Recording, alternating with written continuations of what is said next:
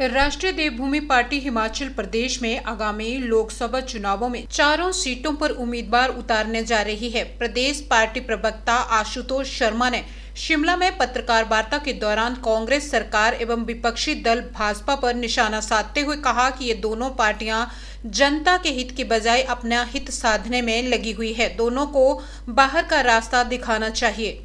राष्ट्रीय देवभूमि पार्टी के प्रदेश प्रवक्ता आशुतोष शर्मा ने कहा कि पार्टी शरण समाज की मांगों को लेकर जनता के बीच जाएगी।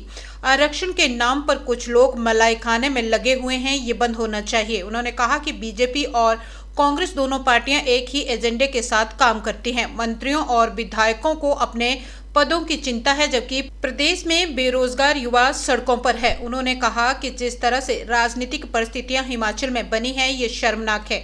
विधायकों की खरीद फरोख्त की जा रही है। उन्होंने कहा कि दोनों पार्टियों को सत्ता में रहने का कोई अधिकार नहीं है।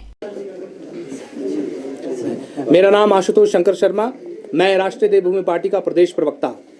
लोकसभा चुनाव होने जा रहे हैं, राष्ट्रीय देवभूमि पार्टी भी मैदान में उतरी है। कितने सीटों पर चुनाव लड़ेंगे और किन मुद्दों को लेकर जो है आप जनता में जाने वाले? देखिए, अभी का फैसला ये है कि 4 सीटों पर चुनाव लड़ा जाएगा। मुद्दे हमारे वही है, सवर्ण समाज सर्वोपरि, और सवर्ण समाज की मांगों को लेकर के ये चुनाव लड़ा जाएगा। और इससे ज़्यादा डिटेल्स अभी जैसे इलेक्शन कमेटी और डिसाइड करेगी तो आप लोगों के सामने मैनिफेस्टो के रूप में आएगी।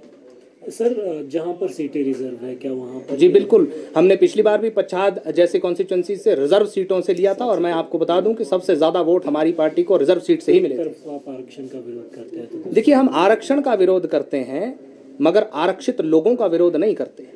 हम उन गरीब दलितों के खिलाफ नहीं है, हम उन सत्ताधारियों के खिलाफ है जो उनका इस्तेमाल करके उन्हें गरीबी के गर्त में और धकेल रहे हैं। जिस तरह का पॉलिटिकल सिनेरियो हिमाचल प्रदेश में इन दिनों बना हुआ है, उसको आपकी पार्टी किस तरह से देखती है?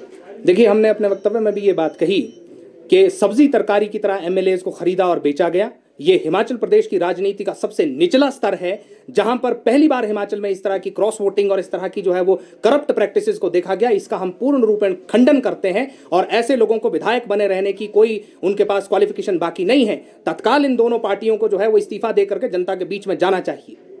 तो आप हिमाचल में चुनाव लड़ रहे हैं? जी, वर्तमान में हम हिमाचल से ही चुनाव लड़ रहे हैं।